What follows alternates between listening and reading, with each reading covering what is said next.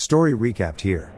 Today, I'm going to show a 2018 action, drama, sci-fi film called Extinction. Spoilers ahead. Watch out and take care. Peter stands on his apartment balcony as a bright light erupts from the night sky. Suddenly, millions of laser beams strike the city, engulfing it in flames and destruction. And then Peter wakes up in his bed. It was all a dream. He wakes up his wife, Alice, who begs him to see a doctor. His nightmares are ruining their family. As Peter wraps up everything at work, he loses consciousness and slips into a dreamlike state, dreaming up visions of an apocalypse. When he wakes up, he already missed the family time that he promised the girls. By the time he gets home, Alice is upset and confronts him. She is frustrated and then begs him again to seek professional help. This time, Peter agrees. Later that night, he dreams of his daughter Lucy, crying over two dead bodies, and then Hannah comes out carrying a gun. The next day, Peter finally sees the sleep specialist that his colleague, David, recommended. While he's waiting for his appointment, another patient strikes up a conversation with him and tells him that he's been having the same visions and that the staff there didn't want them to know. Confused, Peter stares at a painting in the lobby and then slips into another dreamlike state. This time he dreams of a post-apocalyptic world where he, his wife, and a group of people are carrying guns and surveying the city for survivors. Feeling terrified, he cancels his appointment and goes home to an upset Alice, who dismisses his theories of an apocalypse. Later that night, the family hosts a party to celebrate Alice's promotion at work. As Peter talks to one of their neighbors, Ray, flashes of light appear from the night sky. They watch as a single drone drops from the sky. As soon as it touches down, an enormous shockwave pushes them back into the apartment, breaking all the glass within miles.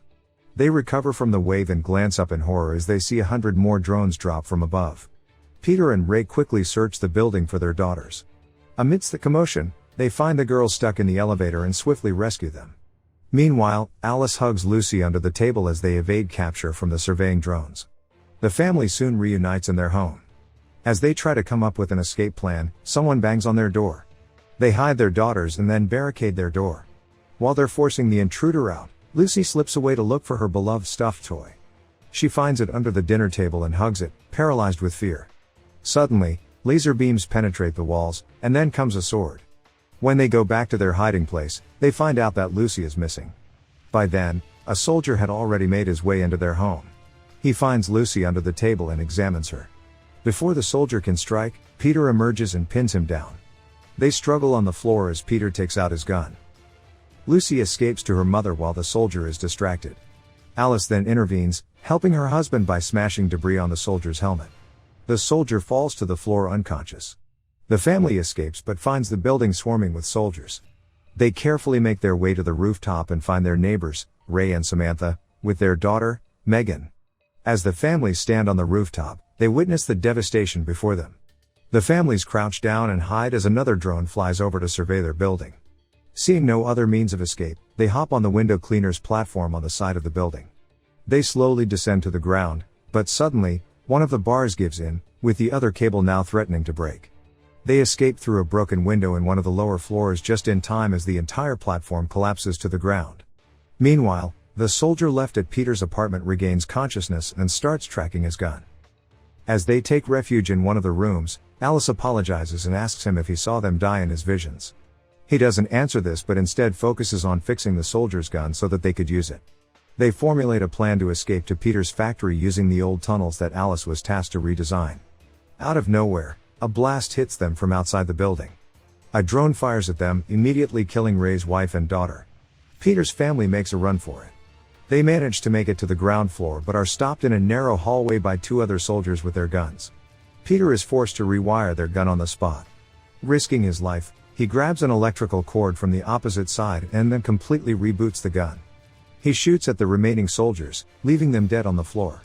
The family makes it out of the building and out into the burning streets. They hide from rubble to rubble, barely escaping with their lives. Meanwhile, the revived soldier is tracking their steps and is close behind. Peter's family reaches the tunnel's entrance and one by one they slip through. When Lucy's turn comes, she stops mid-run and stares at the incoming drone, paralyzed with fear. Alice runs and scoops her daughter up and manages to make it to the entrance. Peter closes the door and the drone spots them, firing several missiles at them and causing the entrance to cave in. Amidst the explosion, all of them make it out alive, but Alice is severely injured on her side. They carry her by the arm, limping, as they try to make out the tunnel's complex system. Peter is losing hope. He knows if they don't get help soon, his wife isn't going to make it. They take a quick break, but fate won't let them. This time, the soldier has caught up to them and attacks Peter from behind. They struggle for the gun, but Peter gains the upper hand and fires several shots at him. A cloud of dust impairs his vision as he tries to look for his enemy, firing random shots in the dark. Just then, the soldier emerges from the dust, grabbing the gun. Peter catches a rock and starts bashing it into his head. The soldier surrenders into a corner and slips down. Peter confronts him and surprisingly, the soldier takes off his helmet, revealing himself to be a human being. Peter is shocked, thinking he was an alien monster all alone. He threatens him with the gun and orders him to carry Alice. Together, they make it to the factory and meet up with David, along with several more survivors. The girls cry as the medical team tries to revive their mother. Peter begs them to stop as he can't handle seeing his wife in any more pain. The medics inform Peter that it's too late to save his wife, but he doesn't accept it. Just then, the soldier, who is now a captive, calls out telling him that he can help her. Peter points the gun at the enemy, but he knows he doesn't have any choice. If he wants to save his wife, he has to gamble on a chance. He takes the chance and asks David to bring his daughters to the last train evacuating the city. He gives them a teary goodbye as his colleague drags the girls away. He then takes Alice and the soldier to one of the medics' rooms. He hands the soldier his Swiss Army knife, who then uses it to cut open Alice's wound. Peter begs him to go easy, but the man insists that there is no other way. As he opens up the wound, he tells Peter that it's just as bad as the medics say. Peter takes a look at his wife's wound and is shocked to see not just flesh, but wires, cords, and visible electricity pumping through her body. The soldier looks at him, equally confused, and genuinely asks him if Peter doesn't know what he is. Peter can only shake his head in answer. The soldier then tells him that the only way to save her life would be to get power from another energy source, meaning Peter. But the gamble is that this might not also work, and the current might split and they will both be dead. But Peter knows that he should try as hard as he can, if not for him, for his daughters. He takes the knife and cuts a line into his chest. He's surprised to feel no enormous pain and is shocked to see the same wires and electricity running through his body. The soldier attaches a wire and connects Peter's body to Alice's. As they recharge, they experience the same visions, but this time, it's revealed that Peter's visions were actual memories of the past. It turns out that Alice and Peter, who have fallen in love, were called synthetics, artificial intelligence who looked like humans created by humans to serve all of humanity. The synthetics, wanting equal rights, started a revolution. Peter rescued Alice from human soldiers, killing one unintentionally with his bare hands. Together, they fought side by side with the synthetic rebels and successfully drove away the humans to outer space. As the remaining synthetics survey the cities for survivors, Alice and Peter happen upon Hannah and Lucy, whose parents have died from the war. Unable to leave the children behind, the couple adopts them as their own.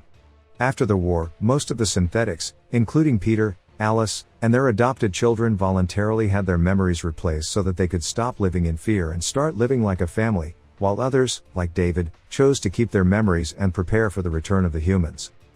Peter wakes up and finds Alice alive. The gamble has paid off. The soldier introduces himself as Miles and tells Peter about the fate of humanity. After they were driven off by the synthetics, they had to settle in colonies on Mars. It took them years to rebuild their resources and to come back to take what was supposedly theirs.